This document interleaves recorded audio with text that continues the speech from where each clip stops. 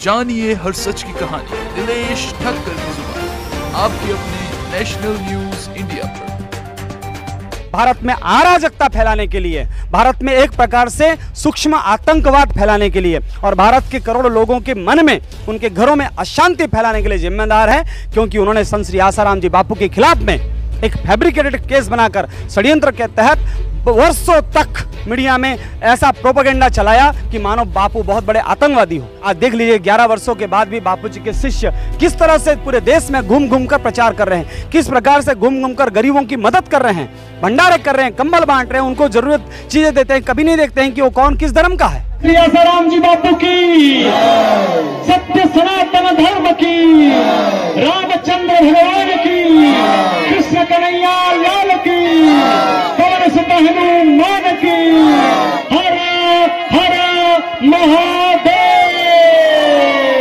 जागो रे जागो धर्म रक्षक, जागो रे जागो धर्म रक्षक। हिंदू धर्म उपरे आजी देखो, हिंदू धर्म उपरे आजी आसुछि विपद।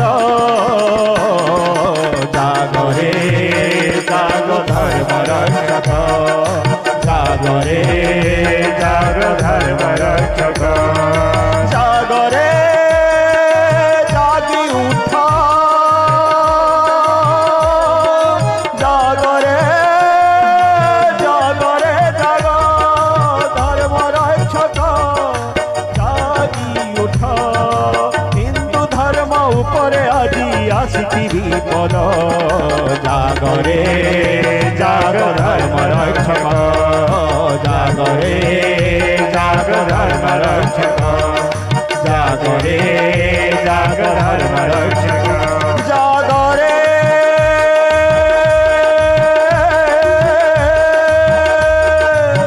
जागो जागो धर्म रक्षक। इसलिए बापू जी के शिष्यों ने यह निश्चय किया है, संकल्प किया है कि इस बार दीपावली में ऐसे इलाकों में जाएंगे जहां सबसे ज़्यादा धर्मांतरण है, जहां सबसे ज़्यादा गरीबी है, जहां सबसे ज़्यादा सनातन धर्म के प्रचार की आवश्यकता है। 4 जिलों के कम से कम 200 गांव को कवर करते हुए सनातन धर्म का प्रचार होगा, सनातन संस्कृति का प्रचार होगा, गरीबों में भंडारे किए जाएंगे और सत साहित्य का वितरण होगा। इसलिए ये पूरा जो कार्यक्रम है 11 दिनों का, ये पूरे आदिवासी धर्मांतरण प्रभावित क्षेत्रों में और गरीबों में ये चलेगा।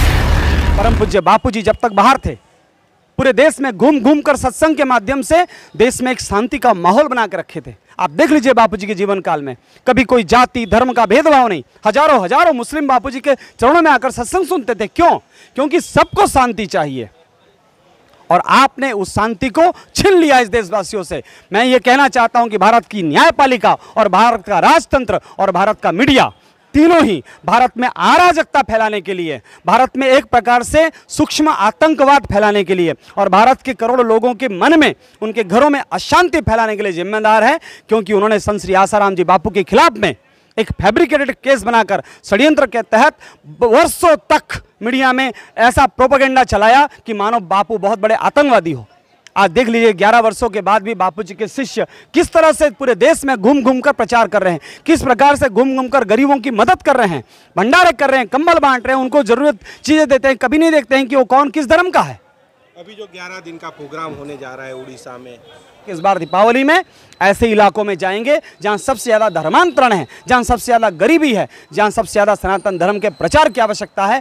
गांव-गांव, शहर-शहर, 4 जिलों के कम से कम 200 गांव को कवर करते हुए सनातन धर्म का प्रचार होगा, सनातन संस्कृति का प्रचार होगा, गरीबों में भंडारे किए जाएंगे और सत साहित्य का वितरण होगा। कब से कब तक कार्यक्रम? ये कार्यक्रम होगा दीपावली के बाद 5 नवंबर से 15 नवंबर तक। 15 नवंबर कार्तिक पूर्णिमा है। 5 नवंबर से 15 नवंबर मतलब पूरे कार्तिक महीने का जो ये एक बहुत क्रीम पीरियड है, जहाँ की हमारे पूरे सनातन धर्म में कार्तिक महीने को बहुत पवित्र माना गया है। इस महीने में बलांगीर से शुरू होगा, कालाहांडी जिला जो कि पूरा उड़ीसा का बहुत हॉटस्पॉट है, गरीबी में भी हर प्रकार से। उसके बाद कंधमाल जो पूरा धर्मांतरण का अड्डा है, जहां स्वामी लक्ष्मणानंद सरस्वती की हत्या हुई थी, उन इलाकों में बापूजी का स्कूल भी चलता है, गुरुकुल चलता है, कॉलेज चलता है। वो पूरा इलाका कवर करते हुए गंजाम जिला जो कि समुद्र के किनारे बसा हुआ है, उस ज़िले में, और बहुत ज़्यादा अब वहाँ पर भी धीरे धीरे अलग अलग संप्रदायों के माध्यम से हिंदू समाज में एक विकृति फैला रहे हैं। ऐसे लोग धीरे धीरे हर जगह बढ़ रहे हैं, उनको भी चैलेंज देना है, उनके भी इस भयंकर षड्यंत्रों से अपने देशवासियों को बचाना है, उड़ीसा वासियों को बचाना है। इसलिए ये पूरा जो कार्यक्रम है 11 दिनों का, ये पूरे आदिवासी धर्मांतरण प्रभावित क्षेत्रों में और गरीबों में ये चलेगा। कम से कम 200 लोग, 4 ट्रक, 4 से मतलब कुल मिलाकर 10 से 11 गाड़ियां साथ में चल रही हैं। 200 लोगों की टीम निरंतर चलेगी और एक ही उद्देश्य है। परम पूज्य बापू जी ने कभी ये नहीं कहा कि मेरा प्रचार करो, सनातन धर्म, सनातन संस्कृति, वेद, पुराण, उपनिषद, भगवद गीता, रामायण, महाभारत का प्रचार करना है। ये हमारे नस्लों को, यह हमारे पीढ़ियों को काम आएंगे। विद्यार्थियों को सत्साहित्य का बंटन होगा, विद्यार्थियों को जागरूक किया जाएगा कि हमारा राष्ट्र, हमारी संस्कृति को बचाना है। जिस प्रकार से जापान अपनी भाषा बोलता है, अपनी संस्कृति को पसंद करता है, इसी प्रकार से बापूजी ने यह आह्वान किया है कि हमारे देश, हमारा देश जो सोने की चिड़िया था, हमारा देश जो वैदिक देश है, पुराणों का देश है, संस्कृत का देश है, काव्यों का देश है, ऐसे देश को आप गुलाम बनाओगे? अगर गुलाम बना दोगे तो विश्व में शांति कहां से रहेगी? स्वामी विवेकानंद जी कहते थे कि जिसके घर में सत्शास्त्र नहीं हो वो घर नहीं स्मशान है। बापूजी ने उन शास्त्रों को ऋषि प्रसाद के माध्यम से, विभिन्न प्रकार के साहित्यों के माध्यम से करोड़ों लोगों तक पहुंचाया है।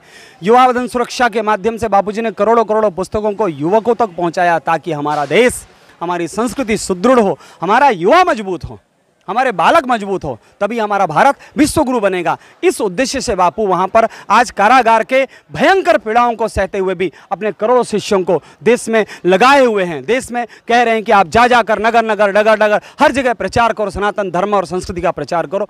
जानिए हर सच की कहानी दिनेश ठक्कर की जुबान, आपके अपने नेशनल न्यूज इंडिया पर।